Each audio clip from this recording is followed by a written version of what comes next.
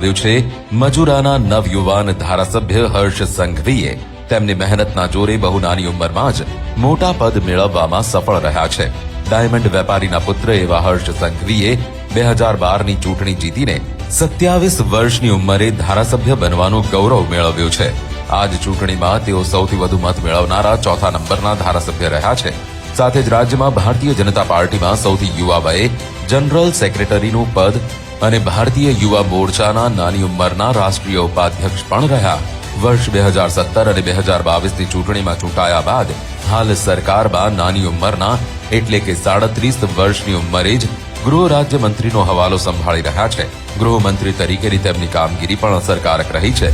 ગુજરાતને નશા મુક્ત બનાવવાના તેમના અભિયાન થકી જ આજે આંતરરાષ્ટ્રીય ડ્રગ્સ માફિયાઓની તેમણે કમર તોડી નાખી છે.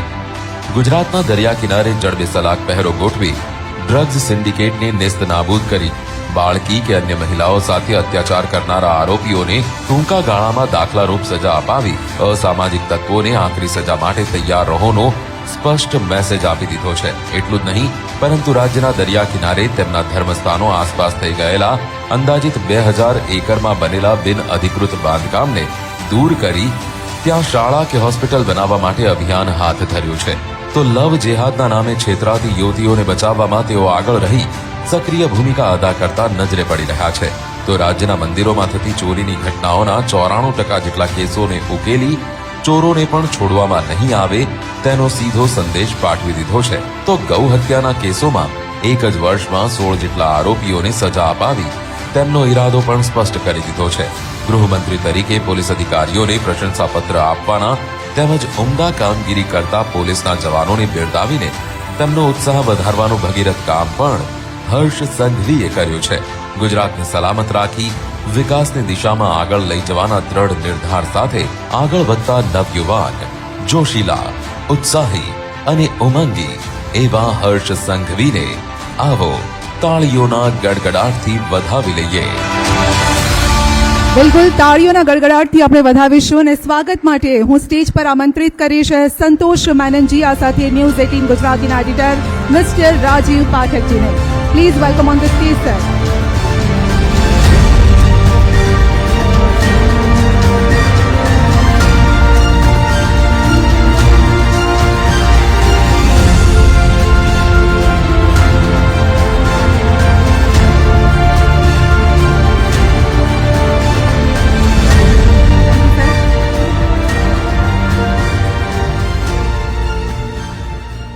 Most welcome sir Harshbhai.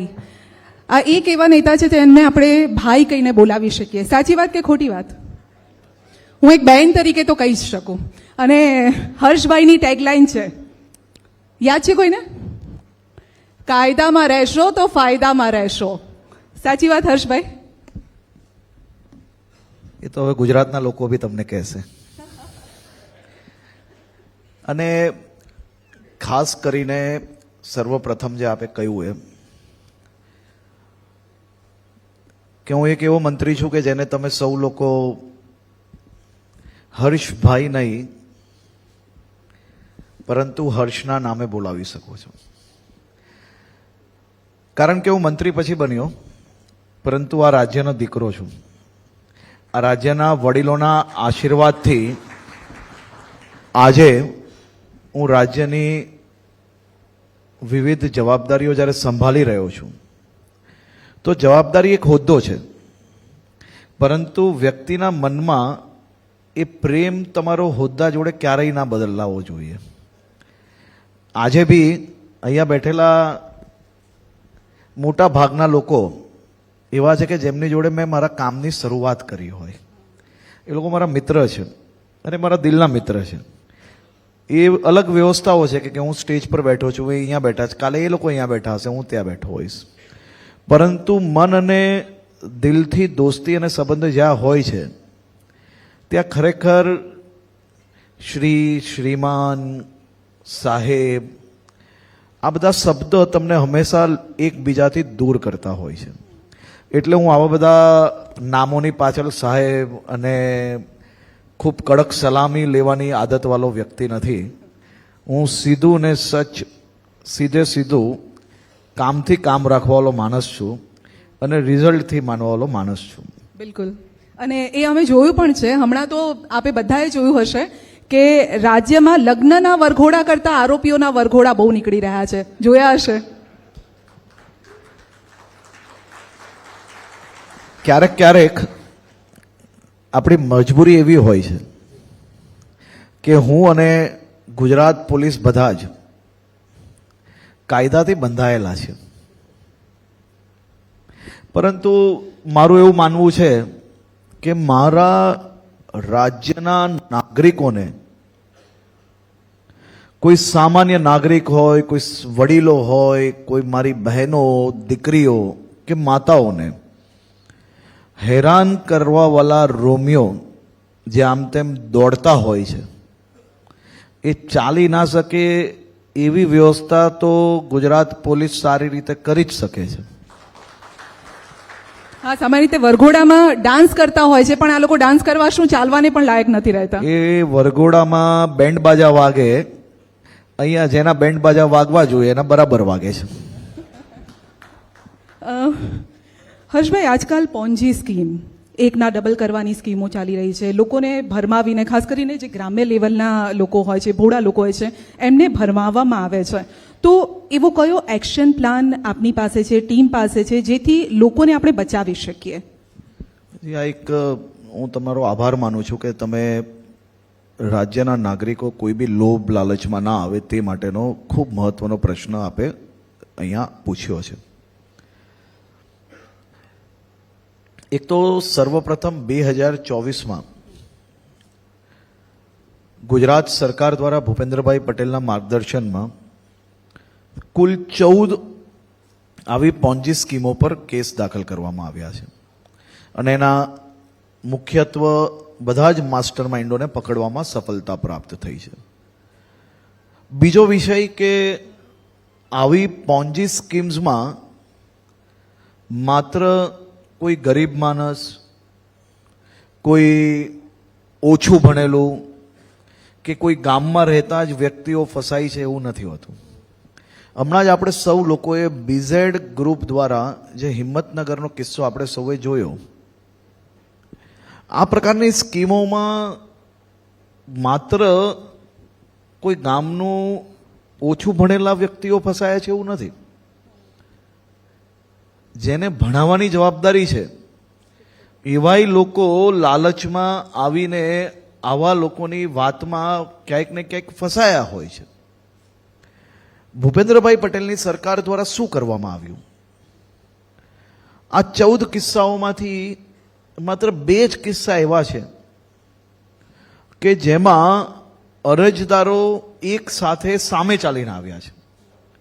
એના સિવાયના 12 કિસ્સાઓ એવા છે, અને ખાસ કરીને બીઝેડ ગ્રુપની આ જેટલા લોકોને દરરોજ વહેલી સવારે ઉઠીને જે આમ તેમ જઈને માઇકના ભૂંગળા દેખાય એટલે ઊભા રહીને જેને સ્ટેટમેન્ટ આપવાની ટેવ છે ને, એને આજે હું આ જાહેર મંચથી જવાબ આપું છું કે ભૂપેન્દ્રભાઈ પટેલની સરકાર એ કાયદાનું પાલન કરાવનાર સરકાર છે.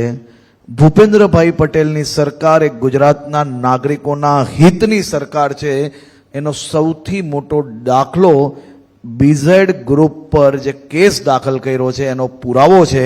કોઈ બી પ્રકારની ફરિયાદ વગર પ્રોએક્ટિવલી પોલીસિંગના ભાગરૂપે રાજ્યના નાગરિકો કોઈ બી આ પ્રકારની લાલચમાં ફસાય નહીં તે માટે સામે ચાલીને ગુજરાત પોલીસે એની ઉપર કેસ દાખલ કર્યો છે અને આ પ્રકારની પોન્જી સ્કીમો પર રોક લાવવામાં સફળતા પ્રાપ્ત કરી છે. અમે અમારો નંબર જાહેર કર્યા છે, ચેનલો બી ખુલ્લી છે. આપ સૌ પાસે, હું તો આ ચેનલના મંચ પરથી કહું છું કે લોકો સામે ચાલીને આવે, ફરિયાદ દાખલ કરાવે. પહેલી વાર તમે કોઈ સરકાર એવી જોઈ હશે કે પ્રોએક્ટિવલી કામગીરી કરે અને પછી કહે છે કે તમારે જેના બી પૈસા ફસાયા હોય સામે ચાલીને આવો, અમે ફરિયાદ કરવા માટે તૈયાર છે.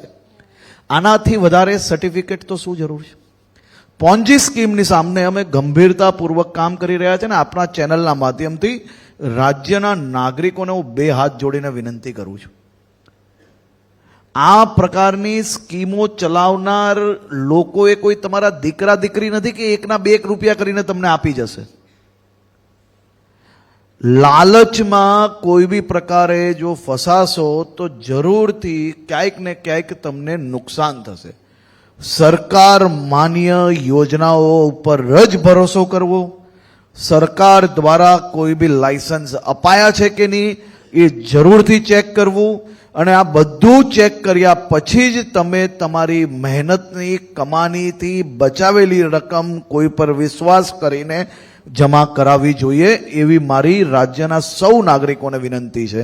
અને આ પ્રકારની કોઈ બી સ્કીમ કોઈના બી ધ્યાનમાં આવે, એ પછી કોઈ બી ચલાવતું હોય, કોઈ ગમે તેટલું શક્તિશાળી વ્યક્તિ ચલાવતું હશે, પણ જો ખોટું કરતા હશે તો જરૂરથી એની ઉપર બી આ જ પ્રકારે પગલાં ભરાશે, એવી હું આપને જાહેર મંચ પરથી ખાતરી આપું છું. અચ્છા હર્ષભાઈ, ઘણી વખત એવું થતું હોય છે કે આપના તરફથી એક સારો ઇન્ટેન્શન છે કે લોકો સામે આવે, લોકોને ક્યાંક ડર લાગતો હોય છે કે અમે કદાચ કોઈક વાત કહી જઈશું, અમે ભરાઈ જઈશું, કદાચ અમારું ઇન્વેસ્ટિગેશન થશે, આવો એક ડર લોકોમાં હોય છે. લોકોનું ઇન્વેસ્ટિગેશન આવા પ્રકારના કેસોમાં ક્યારેય નથી થતું હતું. એ પીડિત છે, એ લાલચમાં ફસાઈ ગયો છે, પણ એ ગુનેગાર નથી. એને તો એના જીવનના એના સપના સાકાર કરવા માટે આ પ્રકારની લાલચમાં ક્યાંક ને ક્યાંક આપણે બધા વિશ્વાસ કરવાવાળા લોકો છે. ગુજરાતમાં રહેનાર દરેક નાગરિક એ ગુજરાતનું પાણી જેવું છે કે આપણે એકબીજા પર વિશ્વાસ કરીને કામ આગળ ચલાવતા હોઈએ છીએ, અને વિશ્વાસમાં આખી દુનિયા ચાલતી હોય છે. પરંતુ આ પ્રકારની સ્કીમ ચલાવનાર લોકો પર વિશ્વાસ કરવો ને, એ ભોળા ના કહેવાય, એ મૂર્ખ કહેવાય. કારણ કે આવી સરકાર દ્વારા, સરકારના ચૂંટાયેલા મુખ્ય પ્રતિનિધિઓ દ્વારા અનેક વાર જાહેર મંચોના માધ્યમથી, ચેનલોના માધ્યમથી, ટીવી રેડિયોના માધ્યમથી, એડવર્ટાઇઝિંગના માધ્યમથી લોકોને સમજણ આપવાનો પ્રયાસ કરવામાં આવ્યો છે. પછી આપણે જો કોઈની ઉપર ખોટી રીતે લાલચ રાખીને રૂપિયા રોકીએ તો એમાં ક્યાંક ને ક્યાંક આપણે સમજવાનો સમય આવી ગયો છે.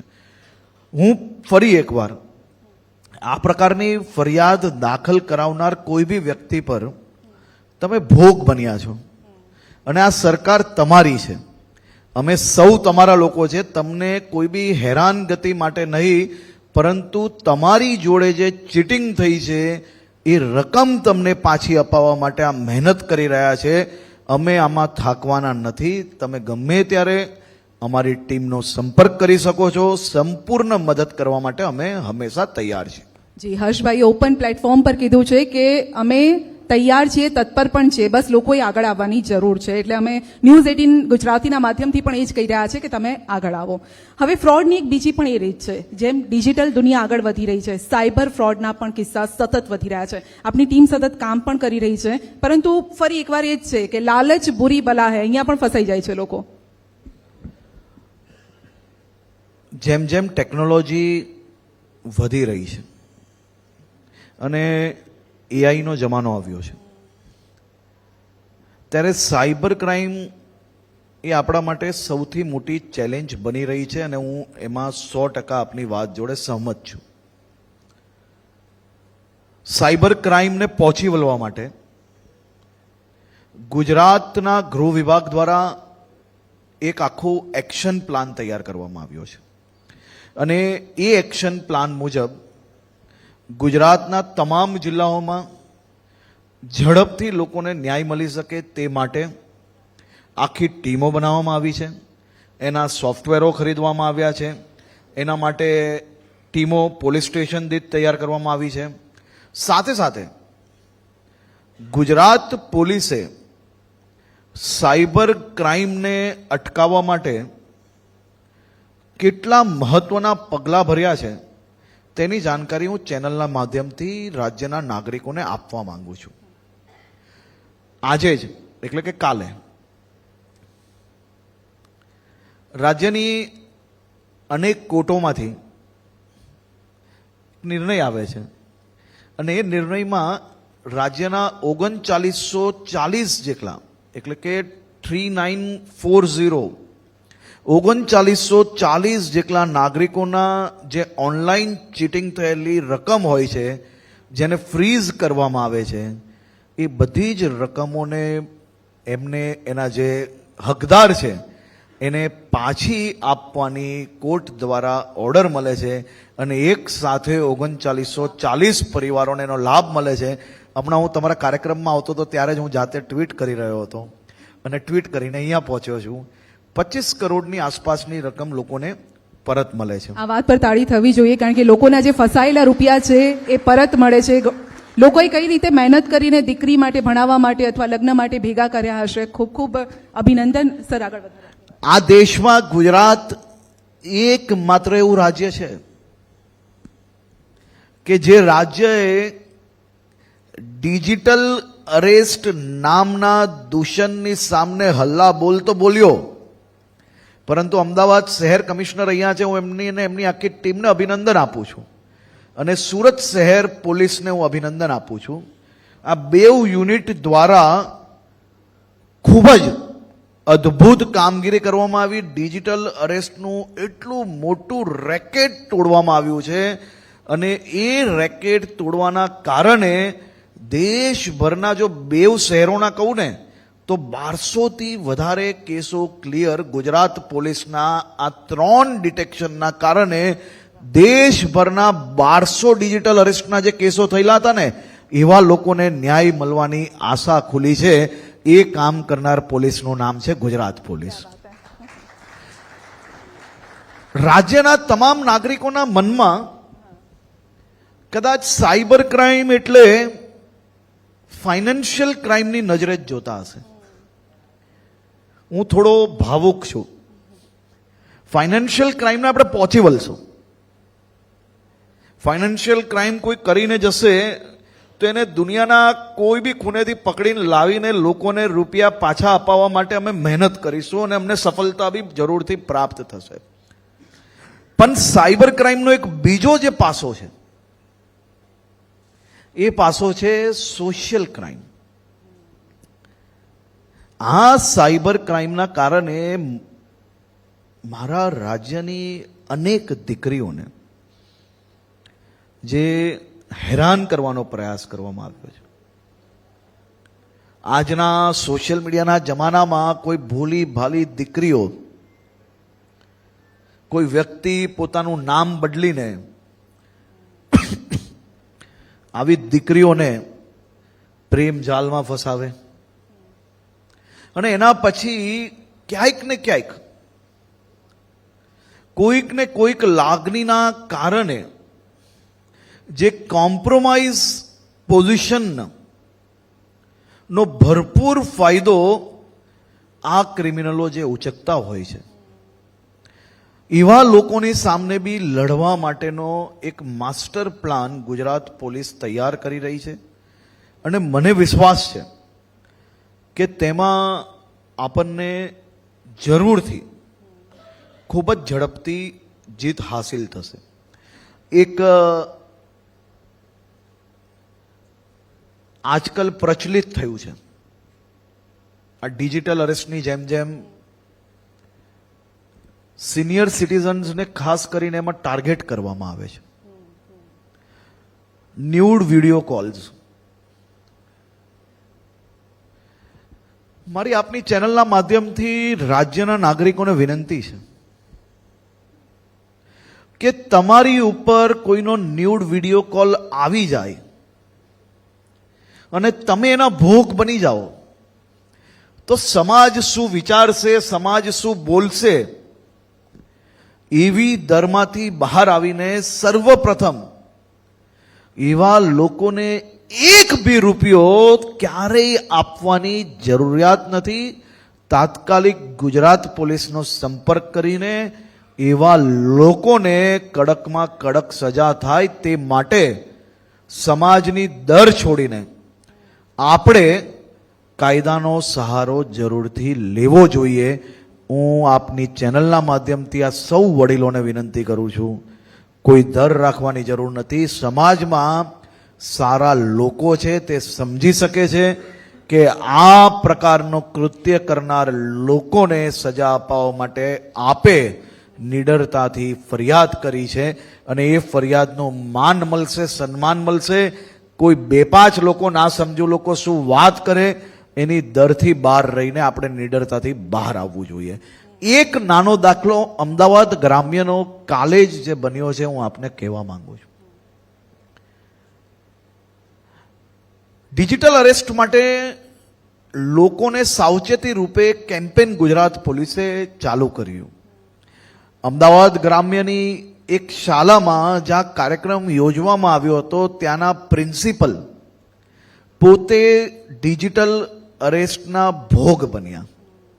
પરમ દિવસે એમની ઉપર જેવો ડિજિટલ અરેસ્ટના આ ટપોરીઓએ ફોન કર્યો અને એ શિક્ષકે માત્ર પોલીસને મેસેજ કર્યો. એક બાજુ સ્ક્રીન પર ખોટી પોલીસ હતી અને એક બાજુ આપણી ગુજરાતની સાચી પોલીસ સ્ક્રીનની સામે પહોંચે છે. આ પ્રકારનું બી દાખલાઓ ગુજરાતમાં હવે બનવા માંડ્યા છે. હું તો ચેનલના સૌ સિનિયર લોકો અહીંયા બેઠા છે, હું આપને વિનંતી કરું છું કે આ સરકારની સક્સેસ કે ફેલિયરનો ભાગ નથી. આ ખૂબ મોટી સામાજિક સમસ્યા છે અને આ સામાજિક સમસ્યાની સામે આપણે ત્યારે જ જીતી શકશું. આમાં બી તમે એક બીજું અમે સર્વે કર્યું છે. આપણે હંમેશા એવું માનતા હોઈએ છીએ કે સાયબર ક્રાઇમ એટલે જે લોકોને સમજણ ના પડતી હોય ને મોબાઈલ હાથમાં હોય એ જ એના ભોગ બની જાય, પરંતુ આ તદ્દન ખોટું વિચારણ છે.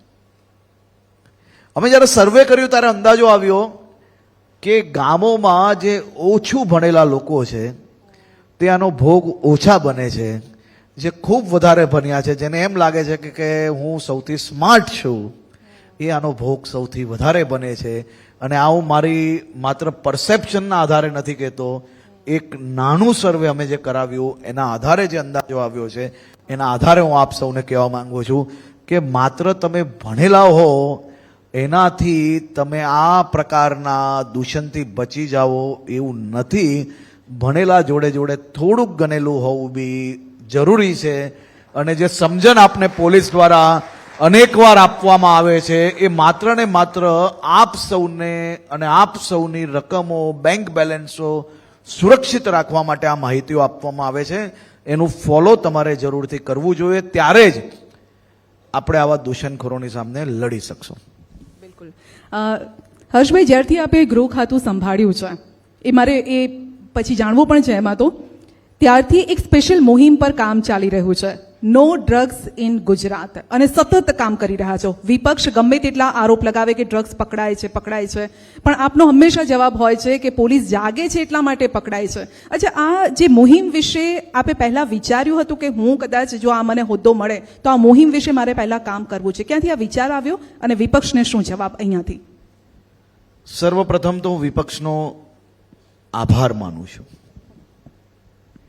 આભાર એટલા માટે માનું છું કે મારું 70% કામ એ લોકો જ કરી આપે છે. એ 50 વાર દિવસમાં જ્યાં જશે ત્યાં ભાષણોમાં કોઈ લખી આપ્યું હોય ને એ લોકો વાંચ્યા કરે છે. લખી આપવાવાળા મારા માણસો નથી એટલે મારી ઉપર કોઈ બ્લેમ નહીં કરતા, પરંતુ એ સવાર પડે એટલે કે હર્ષ સંઘવી ગૃહમંત્રી બન્યા છે ત્યારથી ગુજરાતમાં ડ્રગ્સ પકડાય છે. 50% કામ એમને મારું કરી આપ્યું અને 50% કામ હું લોકોને સમજાવવા માંગુ છું કે આ ડ્રગ્સ પકડાય છે નહીં, આ ડ્રગ્સ અમે પકડીએ છીએ. એ લોકોએ માની તો લીધું ડ્રગ્સ પકડાય છે. પકડાય છે કેવી રીતે? આ કોઈ પાકિસ્તાની અસલમ એમનો અહીંયા એસજી હાઈવેના પોલીસ સ્ટેશનમાં આવીને કોઈ એમ નથી કહેતું કે આ ડ્રગ્સ 200 કરોડનું હું લઈને આવ્યો છું, તમે જમા કરી લો. આ ડ્રગ્સ પકડવા માટે ગુજરાત પોલીસ, હું આને એની આખી માહિતી અગર આપને આપવા માંગુ તો 5 મિનિટ લાગશે, પણ હું આપના માધ્યમથી રાજ્યના નાગરિકો સુધી આ સાચી હકીકત પહોંચાડવા માંગુ છું. અમે જ્યારે ડ્રગ્સની લડાઈની શરૂઆત કરવાના હતા, મુખ્યમંત્રીશ્રીએ જ્યારે પહેલી બેઠક બોલાવી, એ બેઠકમાં રાજ્યના અનેક સિનિયર અધિકારીઓએ એ વખતે જ અમને ઇન્ડિકેટ કરેલા કે ચૂંટણી નજીક આવે છે, આપણે જેવું પકડવાનું ચાલુ કરીશું, જેવું ઇન્ટરનેશનલ બોર્ડરો પર જઈને એક્શન લેશો, આપણે મહેનત કરીશું, પરંતુ વિપક્ષ આને રાજનીતિક મુદ્દો બનાવીને રોકવાનો પ્રયત્ન કરશે. હું રાજ્યના એક યુવાન નાગરિક તરીકે મારા મુખ્યમંત્રી શ્રીને નમન કરું છું, એમને અભિનંદન આપું છું, એમને વંદન કરું છું.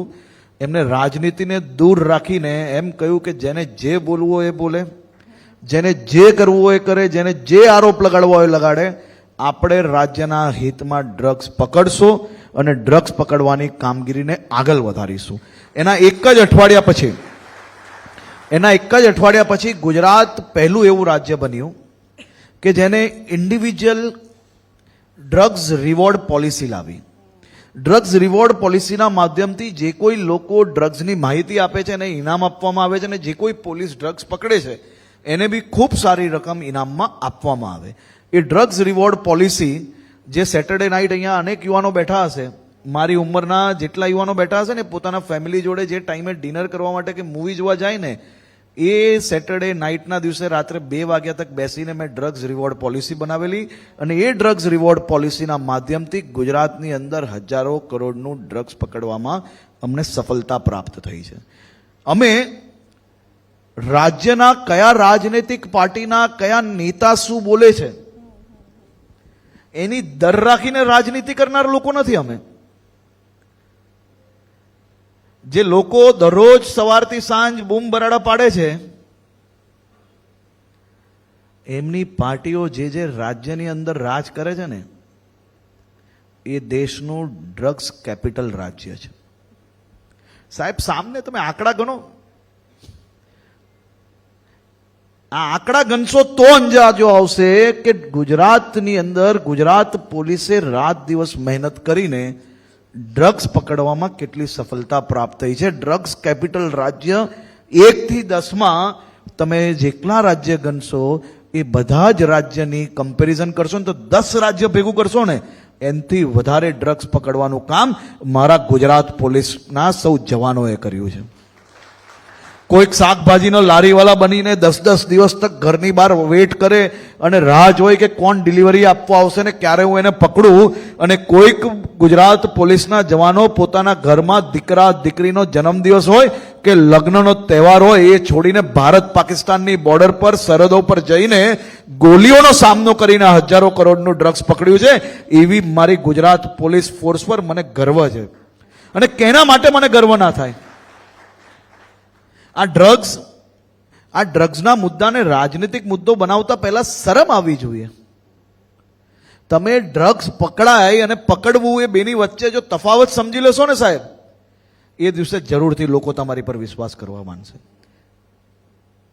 ડ્રગ્સ પકડવાની કામગીરી ચાલુ જ છે, પણ આ કામગીરી, આ લડાઈ કઈ એવી નથી. જો તમે દુનિયાભરના જો સર્વે બરાબર કરશો તો દુનિયાની સૌથી પાવરફુલ લોબી કોઈ હોય ને,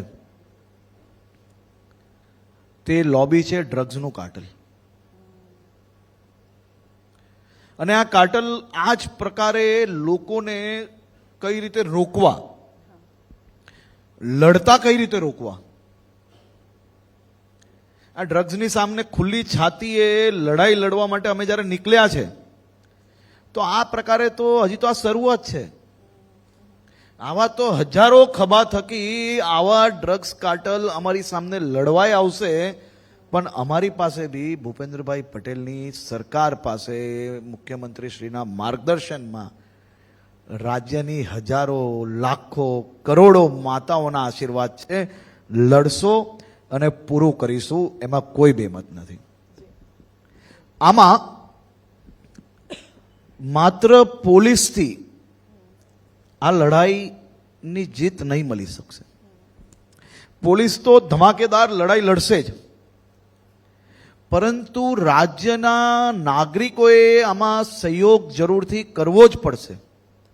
સામાજિક ગુરુઓએ, સામાજિક સૌ સંસ્થાઓ દ્વારા, ધર્મગુરુઓ દ્વારા, સ્કૂલો દ્વારા, યુનિવર્સિટીઝ દ્વારા બધા જ લોકોએ આમાં ગંભીરતાપૂર્વક યુવાનોને સમજાવવા જ પડશે. અને જે ટીનેજના યુવાનો હોય છે ને, એને આજકાલ સોશિયલ મીડિયાના જમાનામાં એક વર્ડ ખૂબ પ્રચલિત થયો છે કે he is my crime partner, she is my crime partner. Crime partner એ માસૂમ ભૂલોમાં હોઈ શકે છે, પણ કોઈ દોસ્તી જો તમારા મિત્ર ડ્રગ્સ લે અને એને તમે છુપાવો છો તો એ તમારા ક્રાઇમ પાર્ટનર નહીં, એ તમારા બેસ્ટ ફ્રેન્ડ બડી ના જ હોઈ શકે, એ તમારું દુશ્મન હોય ને તો જ આવી ભૂલો છુપાવે. એટલે મારા રાજ્યના સૌ ટીનેજ યુવાનોને મારી વિનંતી છે કે કોઈ મિત્ર, કોઈ તમારા રિલેટિવ, કોઈ બી તમારા ધ્યાનમાં જો યુવાનો ડ્રગ્સ લેતા હોય તો એને રોકવા માટે નજીકના પોલીસ સ્ટેશનોમાં સંપર્ક કરજો. અમે તમારા ફ્રેન્ડ્સ પર કોઈ બી પ્રકારે કેસ નહીં દાખલ કરીએ. અમે એને સમજાવીને આ દૂષણમાંથી બહાર લાવવાનો પ્રયત્ન કરશો. અને હમણાં અમદાવાદની અંદર અમદાવાદ શહેર પોલીસ કમિશનરે ખૂબ સારો પ્રયાસ કર્યો. વ્યક્તિ શું કરી શકે, જો એ ચાહે તો કેટલા જીવ બચાવી શકે. કોઈ ડ્રગ્સનું કાર્ટલ પકડાયું તો યુવાનોનો જેના નામો અંદર હતા એના પરિવારને તો એવું જ કે પોલીસ બોલાવે છે એટલે શું કરવા બોલાવતી હશે. આપણે બધા મસ્તીને હસતા હસતા લોકો વાતો કરતા હોય આ પ્રકારની, પણ એક પોલીસ કમિશનર જો વિચારે તો શું થઈ શકે. એમને બોલાવીને એમના પરિવારજનોને સમજાવ્યા, જાણકારી આપી અને કહ્યું કે કોઈ બી પ્રકારની મદદની જરૂર હોય તો અમને સંપર્ક કરજો, અમે બી તમારા બાળકોને સમજાવવામાં કોશિશ કરશો. 60થી વધારે પરિવારના બાળકોના માતા પિતાને કમિશનર પોતે મળે, આવો પ્રયાસ આ રાજ્ય સિવાય કોઈ એક રાજ્યનો દાખલો હોય તો તમે મારી સામે આપજો. આ પ્રકારના પ્રયાસો જોડે કામ કરીએ છીએ. હવે આમાં રાજનીતિક ટીકા ટિપ્પણીઓથી જો ડરીને બેસી જવાનું હોય તો એના માટે તો મારી માતાએ મને જન્મ નથી આપ્યો. બહુ સાચી વાત કરી છે. હવે વિપક્ષ પર વાર કરી રહ્યા છો તો વિપક્ષનો એક મોટો વાર એ પણ છે, દ્વારકા હોય, જૂનાગઢ હોય, સોમનાથ હોય, ક્યાંય પણ ડિમોલિશન થાય તો વિપક્ષના પેટમાં કેમ તેલ રેડાય છે? વિપક્ષ એવું કહે છે કે વન વે ડિમોલિશન થઈ રહ્યું છે. આ ગંભીર આક્ષેપ આવા કેમ લગાવવામાં આવી રહ્યા છે? ક્યારેક ક્યારેક વિપક્ષને બી પૂછી લેજો કે આ મારા દ્વારકાના નાથ રાજા રણછોડરાય, દ્વારકા એ કૃષ્ણ ભગવાનની ભૂમિ છે. દેશભરના લાખો કૃષ્ણ ભક્તો ત્યાં દર્શન અર્થે આવતા હોય. તમારી, મારી, આ રાજ્યના પ્રત્યેક નાગરિકોના હિતમાં સુરક્ષિત રખાયેલી જગ્યા પર જ કબરો કેમ બની જાય? અને વિપક્ષને એવું તો શું છે કે દર વખતે જ્યારે રાજ્યની જે સરકારી જમીનો હોય એની ઉપર ડિમોલિશન થાય ત્યારે એમના પેટમાં દુખે શું છે? દરરોજ સવારે તમે જાગો ત્યારે માત્ર ને માત્ર રાજનીતિ અને વોટ બચાવવાનું જ ખાલી કાર્ય કરીએ ને તો ક્યારેય વોટ ના મળી શકે. એ સોમનાથ દાદા, બેન ઇતિહાસ તો જો, એ આપણા સોમનાથ દાદા સોમનાથ જેવી પવિત્ર ભૂમિ પર એકરોની એકર જગ્યા ઉપર, સરકારી જગ્યા ઉપર અવૈધ બાંધકામ કરવામાં આવે અને એ અવૈધ બાંધકામ જો સરકાર દૂર કરે તો પેટમાં દુખવું જોઈએ કે ખુશી થવી જોઈએ? ને મને તો 100% દુઃખ છે અને એને જેટલા આરોપો લગાડવા એટલા લગાડી લે. એ જુનાગઢ હોય, પોરબંદર હોય, દ્વારકા હોય, સોમનાથ હોય, અમદાવાદ હોય, સુરત હોય, ખેડા હોય, કચ્છ હોય કે ગુજરાતનું કોઈ બી ખૂનું હોય, સરકારી જગ્યા ઉપર બાંધકામ ખોટું કરવું તો બુલડોઝર તો ચાલશે જ. અમે કોઈના હિતની કે કોઈની પ્રાઇવેટ જગ્યા ઉપર ક્યારેય કોઈ અન્યાય નથી કર્યો અને ક્યારેય થવા બી નહીં લઈએ, પરંતુ સરકારી જગ્યાઓ ઉપર મારું મન થયું ત્યાં હું કઈ બી બનાવી લઉં અને સામને કોઈએ બોલવાનું નહીં, તો આ તો થોડું ચાલે ભાઈ. આનાથી જે આરોપીઓ છે એમને વધારે પ્રોત્સાહન મળે જો આ રીતે સ્ટેટમેન્ટ આપવામાં આવે તો. એ આરોપીઓ કેટલા તો રાજ્ય છોડીને જતા રહ્યા છે. આ તો હજી બીજા બધા બી આજુબાજુમાં છે, એ બધા મેસેજ મળી જ ગયો, ચિંતા નહીં કરતા. એટલે ગમે તે થશે, બુલડોઝર તો ચાલશે, દાદાનું બુલડોઝર ચાલશે. દાદાનું બુલડોઝર સોમનાથ દાદાની ધરતી પર જે જગ્યા રાજ્યના નાગરિકોની હોય, રાજ્યના નાગરિકોના હિતમાં સુરક્ષિત રખાયેલી હોય, એની ઉપર તમારું મન થાય ત્યાં તમે કઈ બી બનાવી લો, તો એની ઉપર બુલડોઝર ચલાવવા માટે જ રાજ્યના નાગરિકોએ અહીંયા બેસાડેલા છે. પછી કોઈ બી હોય, આપણે ક્યારે બી, મેં તમને કહ્યું એમ કે કોઈ બી પર્ટિક્યુલર અમે કોઈ ઓનરશિપ વાળી લેન્ડ પર ક્યારે બી કોઈ બી પ્રકારનું બુલડોઝર આજ તક નથી ચાલ્યું. અને તમે બધી જ કોર્ટની અંદરથી દરેક કિસ્સાની અંદર રાજ્ય સરકારને ક્લિયરન્સ એની અંદર પ્રાપ્ત થયું જ છે. અમે ક્યારેય કોઈ બી સમાજ જોડે અન્યાય નથી કરતા, પરંતુ તમે ખોટું કરો અને ધર્મના નામે બચવાની વાત કરો તો એ પ્રકારનો કોઈ રસ્તો બી આપણી પાસે અવેલેબલ નથી. બિલકુલ. અને લગતો જ બીજો એક સવાલ એ પણ છે, વકફ સંશોધન બિલને લઈને પણ કેટલીક ગેરસમજ ઊભી કરવામાં આવી રહી છે. ઓવેસીએ ઘણા બધા સવાલ ઊભા કર્યા, આપે જડબાતોડ એમને જવાબ પણ આપ્યો. ગુજરાતમાં લગભગ એક આંકડા મુજબ 45,000 જેટલી મિલકતો પણ છે અને અહીંયા અવૈધ કામ પણ થતા હોય છે. એને રોકવા માટે કયા પ્રયત્નો છે? દેખો, ઓવેસીજી અને કોંગ્રેસના નેતાઓની દુકાન જ વકફના નામ પર ચાલે છે. વકફે સુરક્ષિત રાખેલી જગ્યાઓ પર, હું બધા જ સમાજ માટે તો છોડો, પરંતુ મુસ્લિમ સમાજ માટે બી કોઈ સ્કૂલ કે હોસ્પિટલ એક બી બની હોય એવો દાખલો છે તમારી પાસે? એક બી દાખલો નહીં મળે. હું તમને 3 કિસ્સા આપણી જોડે શેર કરવા માંગુ છું, જેના માધ્યમથી તમને વકફની અંદર બદલાવની કેમ આવશ્યકતા છે એનો અંદાજો આવી જશે. સર્વપ્રથમ સુરત મહાનગરપાલિકાની ઓફિસ. સુરત મહાનગરપાલિકાનું ભવન એ વર્ષો વર્ષથી સુરત શહેરના નાગરિકોની વ્યવસ્થાઓ ત્યાંથી જાતી થતી હોય છે. એ ભવન આજે રાત્રે કોઈને વિચાર આવે કે આ ભવન એ વકફની પ્રોપર્ટી હોવી જોઈએ, એક અરજી કરવામાં આવે, બીજા દિવસે સુરત મહાનગરપાલિકાની આખું ભવન વકફમાં લઈ લેવામાં આવે. મારા શહેરના નાગરિકોની મહેનતની કમાણી જે ટેક્સ રૂપે જાય છે એ રૂપિયાથી અમારે 10 વર્ષ સુધી કેસ લડવો પડ્યો અને એ વકફમાંથી પ્રોપર્ટીને પાછી મુક્ત કરાવવામાં અમને 10 વર્ષે સફળતા મળી.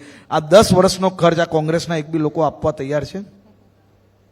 ભરૂચની અંદર વકફમાં સુરક્ષિત રખાયેલી જગ્યાઓ, જે મુસ્લિમ સમાજની જગ્યાઓ જે વકફમાં સુરક્ષિત રખાયેલી, પણ વકફના અધિકારીઓએ બિલ્ડરો જોડે મળીને એને કઈ રીતે જગ્યા વેચી કાઢી, કોઈ બી પ્રકારની એનઓસી વગર, કોઈ બી પ્રકારની જાણકારી વગર, કોઈ બી પ્રકારનું ડિક્લેરેશન વગર એ જગ્યાઓ બિલ્ડરને વેચી કાઢી.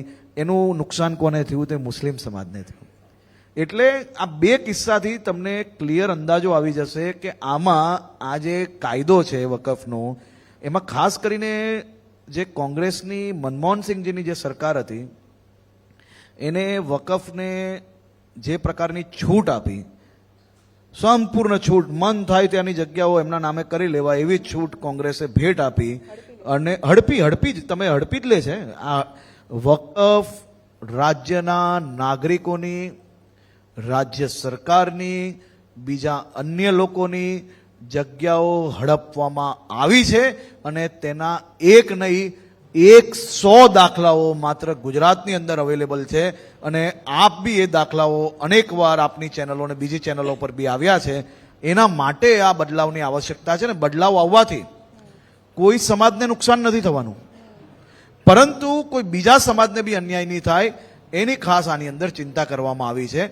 પરંતુ ઓવેસી અને કોંગ્રેસના અમુક નેતાઓની દુકાન આના કારણે બંધ થઈ જાય એની ચિંતા 100% છે. તેના કારણે મુસ્લિમ સમાજના લોકો પર ખભા પર બેસીને આ લોકો વકફના નામનો ઝંડો ઉચકીને ચારે તરફ ફરી રહ્યા છે.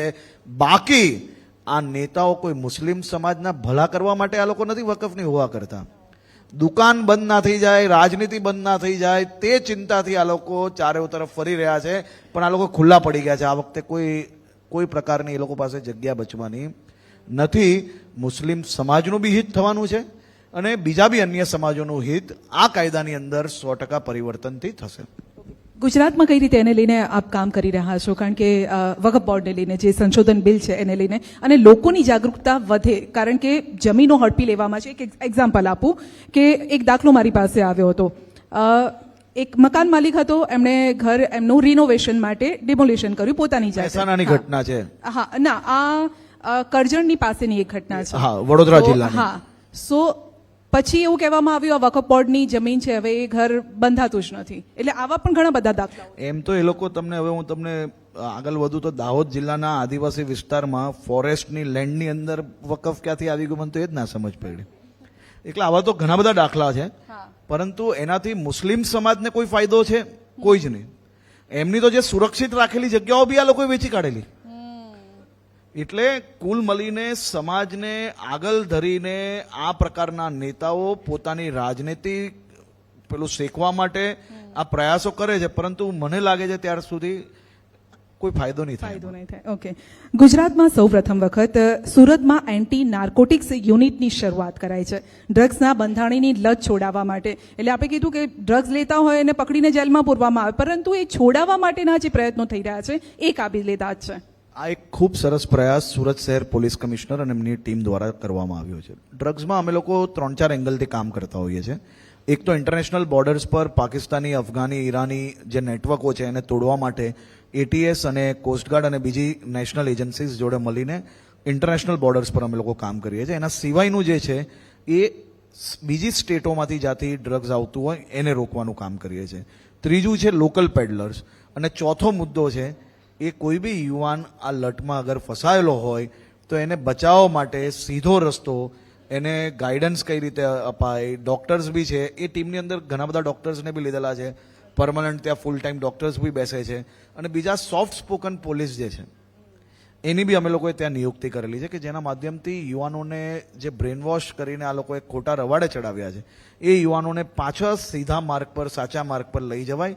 અને એ બાબતે ત્યાં કામગીરી બી ચાલુ થઈ. અને મને જે કાલનો આંકડો ખબર છે તો આજ તક 14 જેટલા લોકોને ત્યાં કન્સલ્ટ કરવામાં આવ્યા છે. અને મને વિશ્વાસ છે કે મોટાભાગના યુવાનો આ લટમાંથી બહાર આવશે. તો અન્ય જગ્યાએ પણ આ રીતે રિહેબ સેન્ટર અન્ય જગ્યા પર બી આ એક પાયલટ પ્રોજેક્ટ છે. આ પ્રોજેક્ટ પરથી અમે લોકો આખું સ્ટડી કરીને બીજા બધા શહેરોમાં બી આની વ્યવસ્થાઓ ઊભી કરશું. ગુજરાતની સંસ્કૃતિ, ધરોહર ઓળખ આપવાનો આપે એક સુંદર પ્રયાસ કર્યો. સોશિયલ મીડિયાના માધ્યમથી એક પોસ્ટ મૂકી અને આપે લખ્યું કે પ્રખ્યાત અપ્રખ્યાત મેળાઓના નામ અને વિગતો જણાવો. એક સુંદર આપનો પ્રયાસ હતો અને ઘણી બધી કમેન્ટ્સ. એટલે લગભગ 1:30 વાગે ફેસબુક પર આપે પોસ્ટ મૂકી, 7 કલાકમાં 900થી વધુ લોકોની કમેન્ટ પણ આવી ગઈ. આ એક પ્રયાસને કઈ રીતે જોઈ રહ્યા છો? હું ગૃહ વિભાગના મંત્રી જોડે જોડે રાજ્યના સાંસ્કૃતિક વિભાગ બી હું જોઈ રહ્યો છું. મુખ્યમંત્રીશ્રીનું એક સપનું છે કે રાજ્યના પ્રખ્યાત મેળાઓ જોડે નાના નાના ગામમાં જે અલગ અલગ સમાજના અલગ અલગ રિવાજોમાં જે મેળાઓ થાય છે એ મેળાઓને પાછા આપણે કઈ રીતે રિવાઈવ કરી શકીએ. અને એ રિવાઈવ કરવા માટે એના ડેટા હોવા બહુ જરૂરી છે. એક ફેસબુક અને ટ્વિટરની પોસ્ટના માધ્યમથી આજે 2700થી વધારે મેળાઓની યાદી તૈયાર થઈ છે. અને એ મેળાઓને અમે કઈ રીતે મદદ કરી શકીએ એનો અમે લોકોએ પ્લાનિંગ બી ચાલુ કર્યો છે. અને મને 100% ખાતરી છે કે આવનારા સમયની અંદર એ મેળાઓને અમે ફરી એકવાર, કોઈક હજારો લોકો ગામમાંથી શહેરમાં આવી ગયા હોય, કોઈક વિદેશમાં જતા રહ્યા હોય, એ બધા જ લોકોને પાછા પોતાના ગામ સુધી લઈ જવા માટે આ મેળાઓને વધારે પોલિશ કરશો, મેળાઓને માર્કેટિંગ માટેની વ્યવસ્થાઓ ઊભી કરશો. અને જે ગામોની અંદર ફાઇનાન્શિયલ પ્રોબ્લેમ હશે, એ મેલાઓને કઈ રીતે મદદ કરી શકીએ તે માટેનું બી પ્લાનિંગ અમે લોકો કરી રહ્યા છે. એટલે માત્ર માહિતી લીધી જ એટલું જ નહીં, આ માહિતી ઉપર હું કામ બી કરું છું અને કામગીરીને આગળ બી વધારીશ અને ઝડપથી એની ઉપર કોઈક નવી યોજનાઓ લાવીને અમે લોકો આ મેલાઓને ફરી લોકો, કોઈક મારા વડીલો 70-80 વર્ષના વડીલો હોય જેને વર્ષોથી જોયો ના હોય મેલો ગામનો, એમને શહેરમાંથી પાછા ગામ સુધી લઈ જવાની વ્યવસ્થાઓ બી કરશો અમારા એસટી વિભાગના માધ્યમથી. અને એ વડીલ જ્યારે પોતાના ગામમાં જઈને એ મેલો જાય એટલે એમને એમની બાળપણની યાદ પાછી તાજી થાય એવી વ્યવસ્થાઓ સુધી લઈ જવાનો અમે લોકો પ્રયાસ કરીએ છીએ. અને સમય જરૂરથી લાગશે, પરંતુ આ જ વર્ષે આનો એક રિવાઇવલ પ્રોજેક્ટ અમે લોકો લાવશું અને એ પ્રોજેક્ટને પછી આગળ વધારીશું. ઓકે, રમતગમતની પણ જવાબદારી આપની શિરે છે, કારણ કે યુવા સેવા સાંસ્કૃતિક પ્રવૃત્તિઓ પણ આપ જોઈ રહ્યા છો. ખેલ મહાકુંભ આપનું પણ સ્વપ્ન છે કે ગુજરાતનો નાનકડો દીકરો હોય અથવા યુવાન હોય, જો એ રમત ગમતમાં આગળ છે તો પછી એનું નામ પણ રોશન થવું જોઈએ. આપ ઘણી બધી રીતે એમને આગળ વધારવા માટે પ્રયત્નશીલ પણ છો. કયા પ્રોજેક્ટ હાલ ચાલી રહ્યા છે? એક તો જો યુવાનો રમતગમતમાં એંગેજ રહેશે તો એ કોઈ બી પ્રકારે બીજા નશાઓ તરફ નહીં જશે. બીજું કે તત્કાલીન મુખ્યમંત્રી અને દેશના વડાપ્રધાન શ્રી નરેન્દ્રભાઈ મોદીને આ સ્ટેજ પરથી આ રાજ્યના યુવાન નાગરિક તરીકે હું એમને વંદન કરું છું, એમને અભિનંદન આપું છું કે જે ગુજરાતને નેશનલ ગેમ્સ રમવા જતા હતા ત્યારે બીજા ખેલાડીઓ મારા ગુજરાતના ખેલાડીઓને ફાફડા જલેબી કરીને બોલાવતા હતા. એ ફાફડા જલેબી કેનાર રાજ્યોના યુવાનોને અને યુવતીઓને આજે ગુજરાતના યુવાનો ભારી પડે છે, ક્યાંક કુસ્તીમાં તો ક્યાંક ટેબલ ટેનિસમાં, કોઈ ટેબલ ટેનિસમાં તો કોઈ લોન ટેનિસમાં. આપણે તમામ સ્પોર્ટ્સની અંદર નેશનલ લેવલ પર આપણું પરફોર્મન્સનો ગ્રેડ સુધર્યો છે. પરંતુ એમ કહીએ ને કે એ દિલ માંગે મોર, તો નરેન્દ્રભાઈએ જે તે સમયે ગુજરાતના પ્રત્યેક ગામોમાં યુવા પ્રતિભાઓ જે છે એને ખેલ મહાકુંભના માધ્યમથી શોધવા માટે ખેલ મહાકુંભનો પ્રારંભ કર્યો. અને એના એક પછી એક ઉત્તમ ઉદાહરણ આપણે જોયા છે કે ડાંગ જેવા નાના ગામથી જેનું કાચું ઘર હોય, પગમાં પહેરવા માટે ચપ્પલ ના હોય, એવી સરિતા ગાયકવાડ દેશ માટે મેડલ લાવે અને આજે ગુજરાત પોલીસની ડીવાયએસપી તરીકે એ ફરજ બજાવી રહી હોય. આ બધું જો શક્ય બન્યું હોય તો એ ખેલ મહાકુંભના માધ્યમથી બન્યું છે. માત્ર 10 દિવસમાં ખેલ મહાકુંભ 3.0માં 45 લાખથી વધારે લોકોનું રજીસ્ટ્રેશન થઈ ગયું છે અને ગયા વર્ષે જે 66 લાખનું રજીસ્ટ્રેશન થયું હતું એનાથી વધારે રજીસ્ટ્રેશન આપણે 25મી તારીખ સુધી જરૂરથી પહોંચશો એવું મારું માનવું છે. ખેલ મહાકુંભ એ કોઈ માત્ર રમતગમતનું એ કોઈ હરીફાઈ નથી. ખેલ મહાકુંભ એ ઉત્સવ છે અને એ ઉત્સવને મનાવવા માટે રાજ્યના સૌ નાગરિકો તૈયાર છે. આ ઉત્સવમાં અમે લોકોએ થોડોક વધારો કર્યો છે. નાના નાના ગામોમાં બહેનો અને વડીલો ક્યાંક ને ક્યાંક રમતના મેદાનો પર ઓછા આવતા હોય છે. એવા ઉંમરલાયક માતાઓને બહાર લાવવા માટે લીંબુ ચમચી, સંગીત ખુરશી, પછી એ પ્રકારની જે માટી પર રમાતી 2-4 રમતો છે એને બી અમે લોકો ઇન્ટ્રોડ્યુસ કરી રહ્યા છે, જેના માધ્યમથી ગામના વડીલો બી આ ઉત્સવની અંદર જોડાઈ શકે તે માટે બી આપણે પ્રયાસ કરીએ છીએ. અને મને વિશ્વાસ છે કે એમાં બી ગામોમાં ખૂબ મોટા પાયે લોકો એમાં ભાગ લેશે. બિલકુલ. છેલ્લો સવાલ, જ્યારે નેશનલ લીડર આપના વખાણ કરે તો કેવું લાગે? કારણ કે રાજનાથસિંહને અમે જોયા છે કે હર્ષ સંઘવીજીના તેઓ વખાણ કરતા, આપની કાર્યશૈલીના તેઓએ વખાણ કર્યા હતા. કેવું ફીલ થાય છે ત્યારે? સર્વપ્રથમ તો અમે સૌ લોકો એવી ફિલ્ડમાં છીએ કે ક્યારેક વખાણ તો ક્યારેક ટીકા આવતી હોય છે. કારણ કે દરરોજ આટલું મોટું રાજ્ય છે, અનેક જવાબદારીઓ હોય છે અને એ જવાબદારીના ભાગરૂપે અમે લોકો કામ કરતા હોઈએ છીએ. તો ક્યારેક વખાણ બી આવે, ક્યારેક ટીકા બી આવે.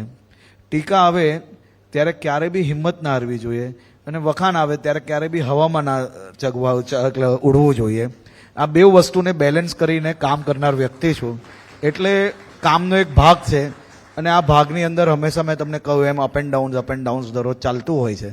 બસ અમે હંમેશા અમારી ફિલ્ડની અંદર, તમારી ફિલ્ડમાં જેવું છે કે બ્રેકિંગ ન્યૂઝ, એમ બ્રેકિંગ ન્યૂઝથી અમારે ક્યારેય દોડવું ના જોઈએ અને બ્રેકિંગ ન્યૂઝથી ક્યારેય બી હતાશ બી ના થવું જોઈએ. આ જો અંદર આવી જાય બેલેન્સિંગ, તો બ્લડ પ્રેશરના પેશન્ટ બનતા અમે બચી જઈએ. Thank you so much Harshbhai, ખૂબ ખૂબ આભાર. અમારો ઘણા બધી વાતો કરવી હતી, પરંતુ થેન્ક યુ સો મચ અમારી સાથે જોડાવા બદલ. અને ફરી એક વખત એ જ કહીશું જે શરૂઆત કરી હતી, હર્ષભાઈનો ડાયલોગ છે, તમારો મોઢે કહેશો તો વધારે સારું લાગશે કે જતા જતા કાયદામાં રહેશો તો ફાયદામાં. હવે કહેવાની જરૂર છે કોઈને? જરૂર છે. ગુજરાતના બધા જ સામાન્ય નાગરિકો એને અડધી રાત્રે કોઈ બી પ્રકારની તકલીફ હોય તો ભૂપેન્દ્રભાઈ પટેલની સરકાર હંમેશા સહયોગમાં છે, અને બાકી જે કાયદામાં રહેશે એ ફાયદામાં રહેશે. ખૂબ ખૂબ આભાર. મુખ્યમંત્રી શ્રી આપણી સાથે ઉપસ્થિત છે, તો તાળીઓથી આપણે સ્વાગત કરીશું.